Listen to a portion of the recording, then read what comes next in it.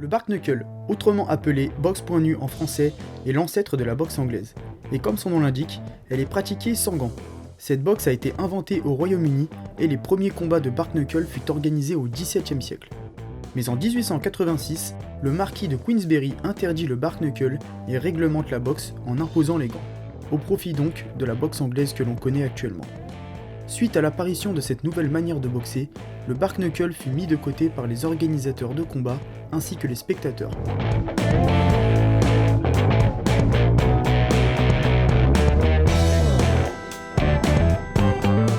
Les rares combats de bare knuckle qui furent alors organisés jusqu'à nos jours avaient l'allure de rencontres clandestines, avec souvent seulement des bottes de foin pour délimiter une aire de combat. Mais après les années 2010, le bare knuckle finit par reprendre du poil de la bête. Des fédérations très sérieuses et très bien organisées ont vu le jour. Des combats encadrés et légaux avec des rings, des médecins et des arbitres purent à nouveau être organisés. Cela a permis au bare knuckle de jouir d'une nouvelle médiatisation, à tel point que des combattants professionnels de boxe et de MMA commencèrent à participer à des rencontres. Et une organisation très sérieuse a vu le jour aux USA. Le bare knuckle venait de renaître de ses cendres. That might be game, set, match, and it is!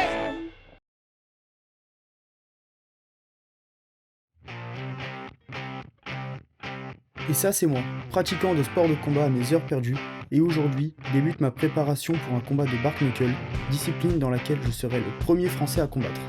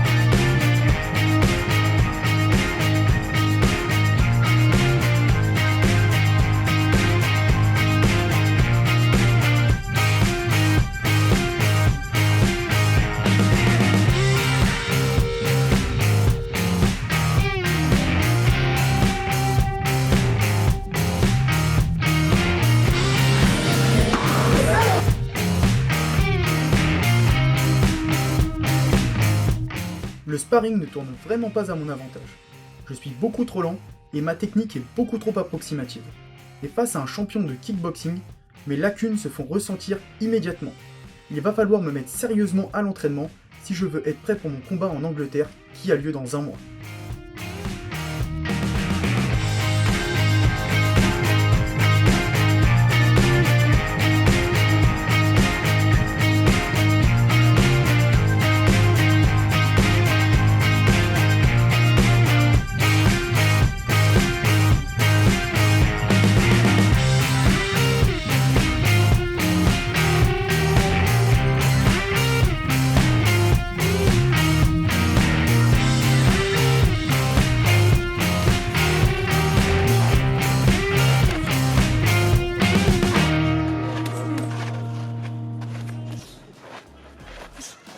Les premiers entraînements sont difficiles pour moi, car je dois tout d'abord me remettre en forme physiquement étant donné que je me suis laissé aller depuis quelques mois.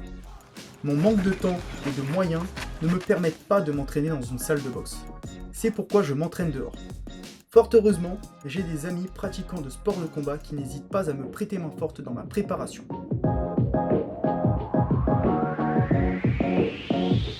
Finish, stop.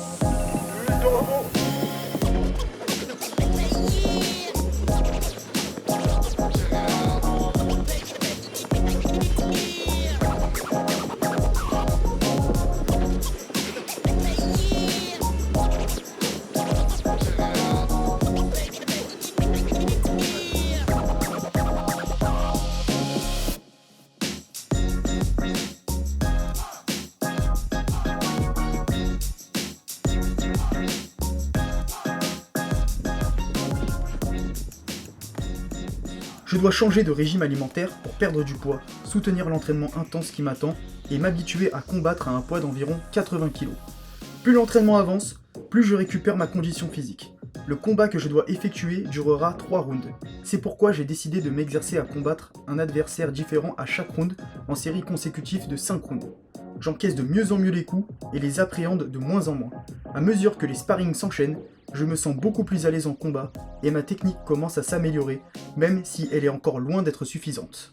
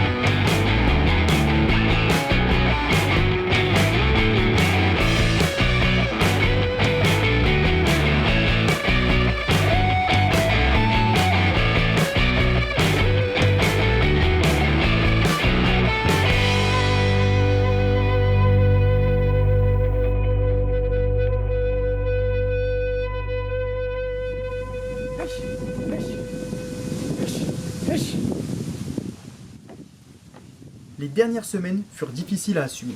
Entre mon travail d'agent de sécurité, mon régime et l'entraînement qui devenait toujours plus rude, je suis maintenant à 1 semaine de mon combat. Je pense avoir fait les efforts nécessaires pour être prêt physiquement et mentalement.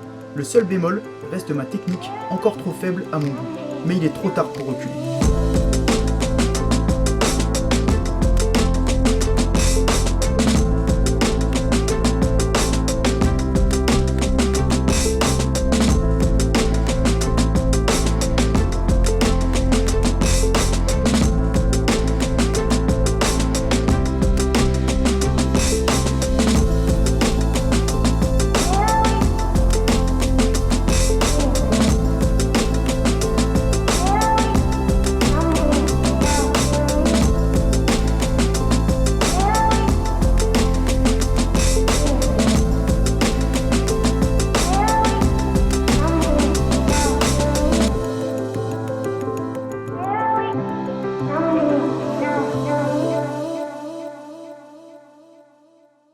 On va aller sur la balance, on va aller voir mon poids actuel. Très bien.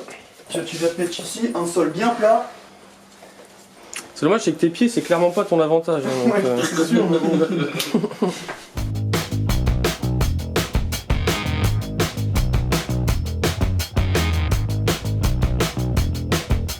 Maintenant on va à la douche, hein, c'est parti.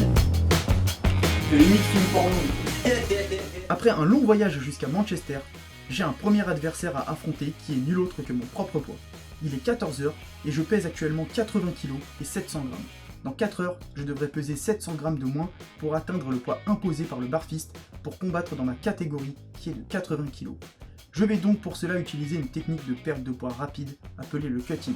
Il y a plusieurs méthodes de cutting, mais le poids que j'ai à perdre n'étant pas très élevé, l'exercice sera relativement facile par rapport à certains athlètes qui peuvent en un seul cutting perdre jusqu'à 7 kg. La première étape de mon cutting consiste à prendre une douche chaude pour augmenter la chaleur de mon corps. Le corps humain étant composé à 70% d'eau, transpirer fait naturellement perdre du poids sur la balance. La deuxième étape du cutting peut donc se résumer en un mot, transpirer. Pour la suite du cutting, j'enfile une tenue de sudation qui m'aidera à transpirer. Ici, on utilisera des sacs poubelles qui peuvent être une alternative peu coûteuse et ensuite, les choses sérieuses commencent. La troisième étape est un long exercice de cardio visant à me faire transpirer au maximum, me déshydrater et donc me faire perdre du poids.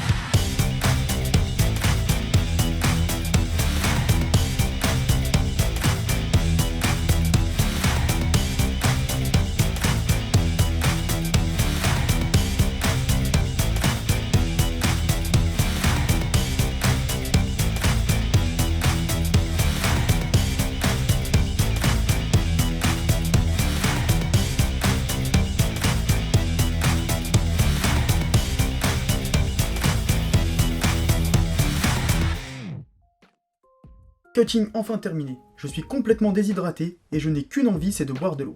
Malheureusement, cela devra attendre la fin de la pesée. Ce serait dommage d'avoir fait tout ça pour rien. Je n'ai même pas le droit de prendre une douche, un coup de serviette sur le corps et c'est parti pour la pesée.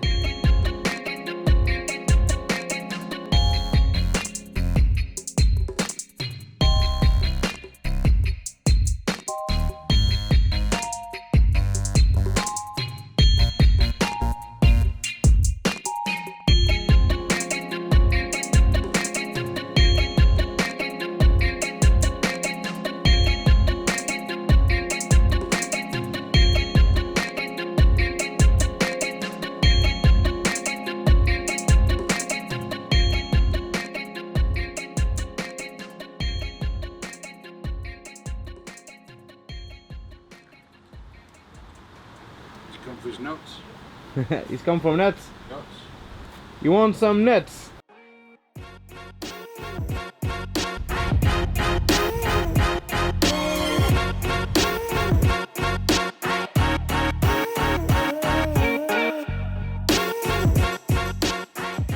Bien arrivé à la pesée, à la salle Anarchy MMA.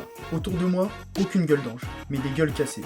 C'est parti pour ma pesée officielle, le poids est validé par l'inspecteur. Maintenant, une douche et un bon dîner s'imposent. Demain, c'est le grand jour.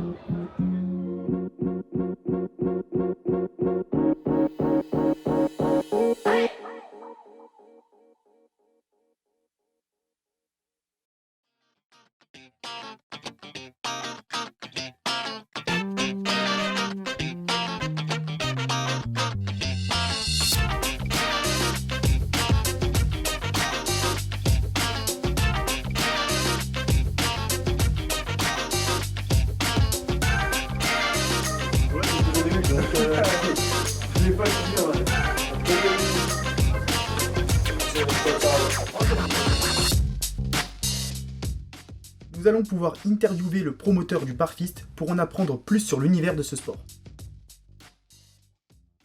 My name's Andrew Bakewell. I started fighting when I was 11 years ago, a professional Thai boxer. I then opened the last 2 years. I opened the gym called Anarchy Martial Arts over in Bolton. Then we started putting on. A mate of mine rung me up and asked me if I wanted to get involved promoting bare knuckle boxing. So with my background in fighting, I fought in cage done MMA fights, I've done boxing, bare knuckle boxing. I was a professional Thai boxer, so I had the sort of the background, and I knew the people who'd be interested in doing it. So we set it up. The first show was just in a car park with a ring. We had it set up like a normal boxing show, but in a ring, in a car park basically, and it all just stemmed from there. Then there weren't a lot of venues letting us put the bare knuckle boxing shows on because of the stigma it brought with it. Basically, they thought a lot of trouble would happen, which it doesn't. It's a good atmosphere. But we then had to put them on in like old mills and stuff like that, and we had to do a bit underground. Then the last 3 shows we've been sort of fully legitimate and all above board at this place now. So everything's good. It's a good night. It's good lads. I enjoy it.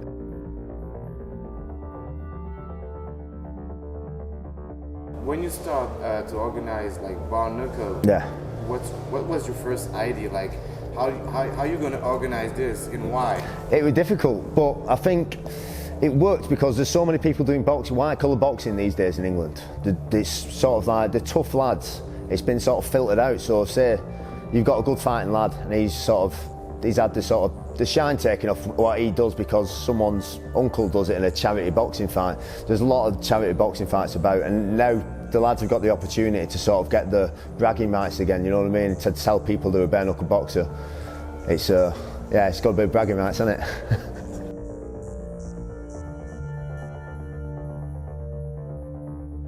To organize this type of show, it is hard with the local police or the government or strict. The reason I'm from Bolton myself, and a lot of the fighters we get are from our hometown. We can't get the nightclub or anywhere to let us put it in Bolton yet because the police object to it.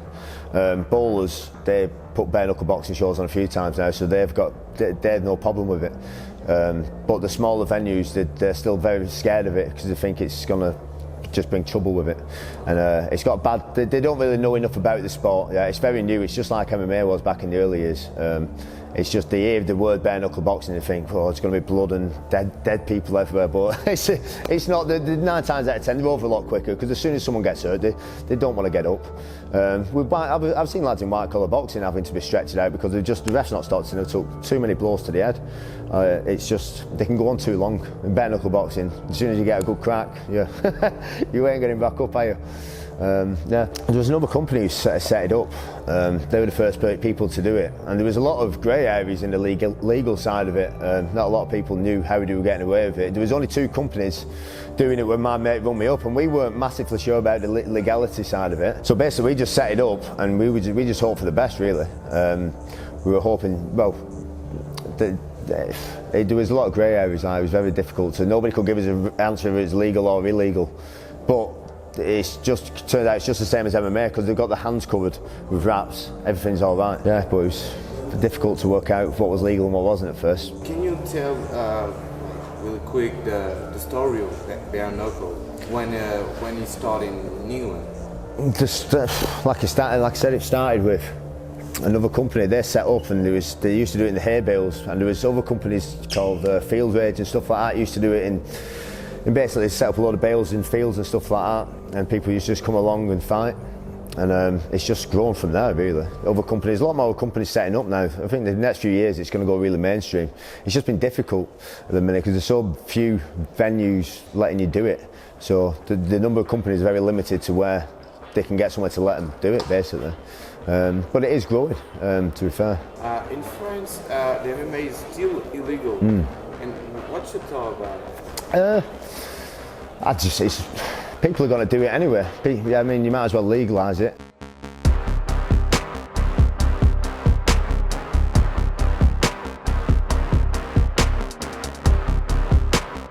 To be fair, boxing, it creates the most deaths. Professional boxing, there's more deaths in that than there is MMA. I mean, I'm from a Thai boxing background. The damage on the body is a lot more mixed up. You're not just taking blows to the head, you're taking blows everywhere. So the life-threatening damages, I mean, from Thai boxing, I mean, I've never come out of there. I've been a bit beat up and bruised. I've never come out of there with any particularly bad injury. And I've had MMA fights as well myself, and never any long-lasting. But boxing, even sparring boxing, you get the head injuries. If I have heavy round sparring or leg guard on, I struggle talking and you feel it, you know. But MMA, it's just a stigma. It's just because people look at it, and if you don't know enough about it, it's very easy to frown upon. It's to look at it and think, oh, they're animals and this and that. They're not. The lads who fight MMA are from good backgrounds. They're well-trained lads in a lot of martial arts. It takes a lot of dedication to be an MMA fighter. So I think they should have a lot more respect for it in that matter. So they're not the hooligans they try and make out to be. They're 9 times out of 10 they're good blokes, you know. They just want to test themselves as people. They don't want to hurt anyone else. As a fighter, I don't ever go in there thinking I want to hurt somebody. I do it because I want to see what I'm made of. That's why 90% of people in these sports do that. Very rare you get idiots, you know. But I think it should be legal, to be honest with you. I mean, it's sad that it's this day and age and it's not. Hopefully you will make it legal.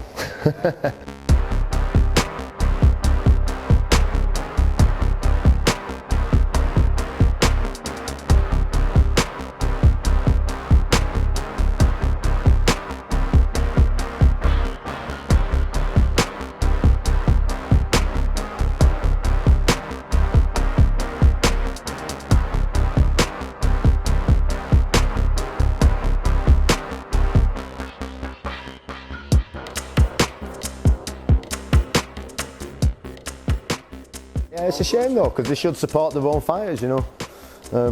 I imagine at some point they will though.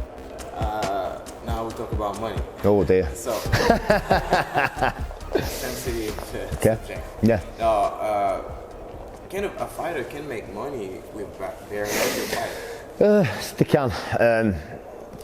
At the minute, all the fighters are expecting big wages. It's hard for me as a promoter to make. I'd never make any money on the shows. I've put 6 shows on. I genuinely haven't made a penny. If I cover my costs, I'm happy. I was hoping it's hard to sell tickets. It's hard to get people to come because it's got the stigma still. It's not big enough. The sport will grow. As the sport grows, the money will grow. I know there is some companies who paid people good wages, but I mean, they've got television contracts behind them and stuff like that. Then there's money behind it, you know what I mean? We don't have that yet. So we unfortunately can only pay as much as we make, you know what I mean? So we've just got to be smart. If I could pay people more money, I would. But we've got to make sure the company doesn't go bump. I've seen a lot of companies start up now and they're just trying to pay lads too much money. And it's not that they don't deserve that money. It's just I know the show will not cover the costs because they're telling me how much money they needed to cover before they make any money, and it's like it's crazy money. Because I know the lads that use don't sell that many tickets, which is a problem at the minute because the lads willing to do the sport can't sell a lot of tickets because they're usually well experienced lads and everybody's watched them fight 100 times. So until the sport grows, when the sport goes bigger, there will be. I think it will get there, yeah.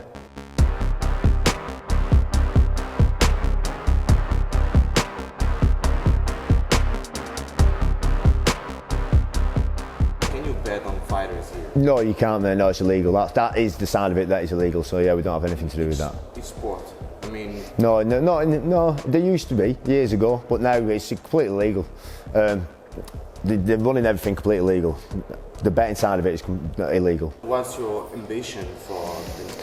Just to keep going and going and see where we can get to. I mean, I just enjoy it, to be honest with you. I just enjoy putting the shows on. And every single show, considering just over a year ago, we started in a car park and we used to do the old illegal mills and stuff. And now we're up at Bowlers in a big hall like we're selling over 1,000 tickets. We're happy. We keep going every time and hopefully we continue to grow. But one step at a time.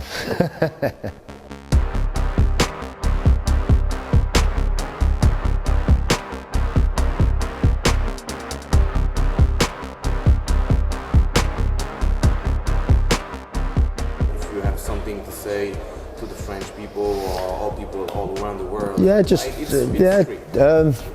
I look forward to seeing Maddie in action. He's the type of lad we like having on board. He wants to do it to come to another country to test himself in something that's not many people have done. I respect that a lot because that's what as a fighter I love that sort of thing. You go in there to test yourself and yeah, that's the sort of fighter we look for and that's what we want because there's a lot of pretenders in this game and that's the sort of guy we want to have on board. And yeah, I hope all France are tuning in to support him. I hope he does well. He's a good lad.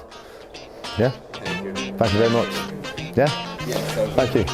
Yeah, appreciate that. Thank you. Look forward to him. Yeah.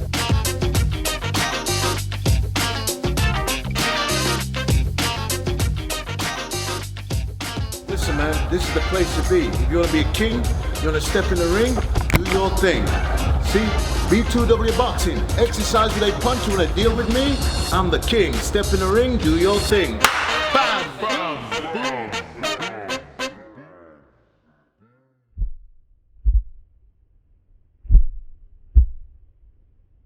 Le stress commence à m'envahir. L'heure de mon combat approche. Je repense à tous mes entraînements et à mes premiers pas dans les sports de combat. Dans moins d'une heure, je serai le premier Français à combattre en Bark Knuckle. Je me dois d'être à la hauteur. Toutes ces heures d'entraînement, tous ces sacrifices pour ce moment. J'ai la chance de pouvoir m'exprimer devant des milliers de personnes. Je suis sur le point de réaliser un de mes rêves, monter sur le ring. Je dois me concentrer sur une seule chose, mon combat. Tout ce que j'ai accompli ces derniers mois pour cet instant. Je vais devoir affronter un adversaire plus expérimenté, devant un public qui ne me connaît pas. Je dois tout donner, me concentrer.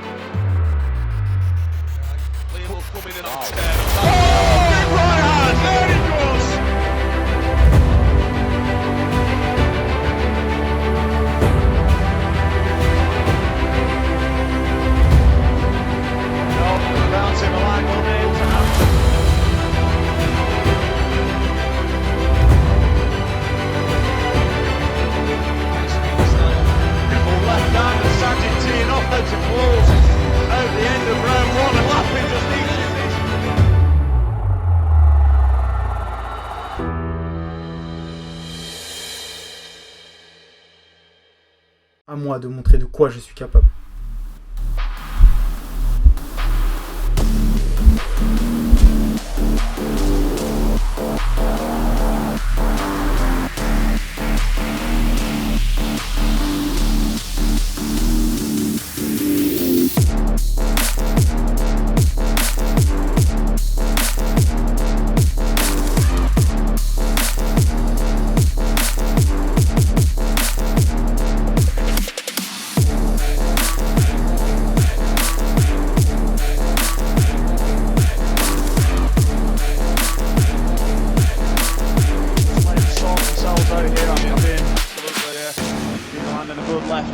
Inside, pushes opponent away, good right hand, and again there from Chima.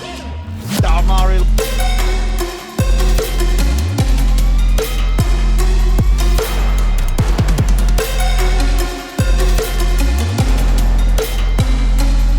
Dalmari.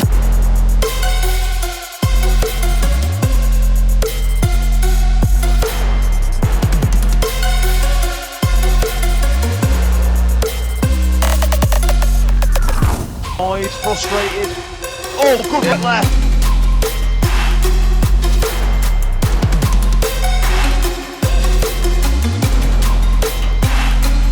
Dalmari.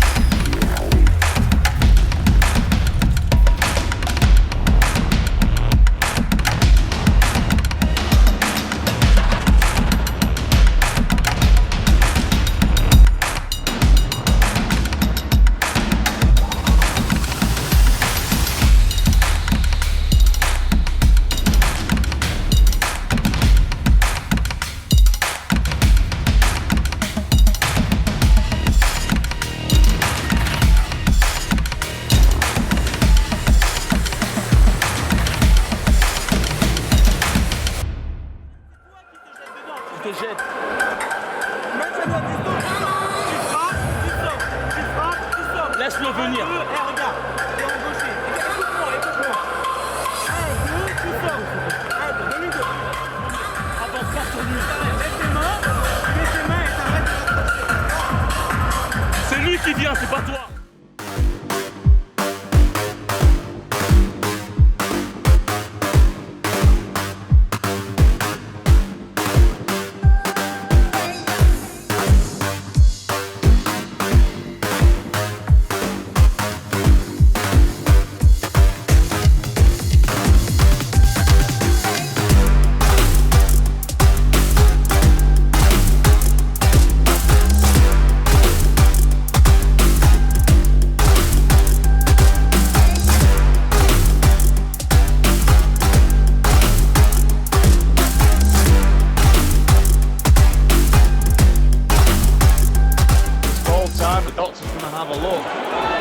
C'est déboîté l'épaule. Like I said, it's got the right hand. He's left in just in front of him. Took it as well. Took it.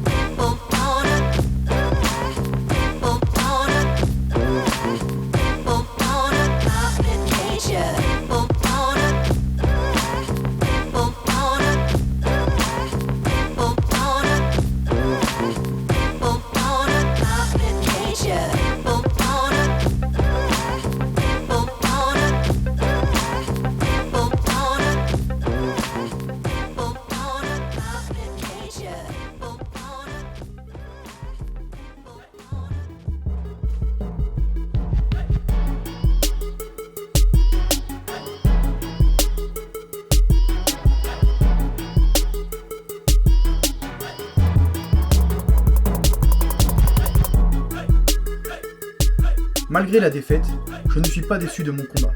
Je félicite mon adversaire qui a amplement mérité sa victoire. C'était pour ma part la plus belle expérience de ma vie. Les combats ne sont pas finis pour moi, et le prochain sera dans des conditions bien différentes. Je vous dis à bientôt pour ma prochaine aventure et mon prochain combat.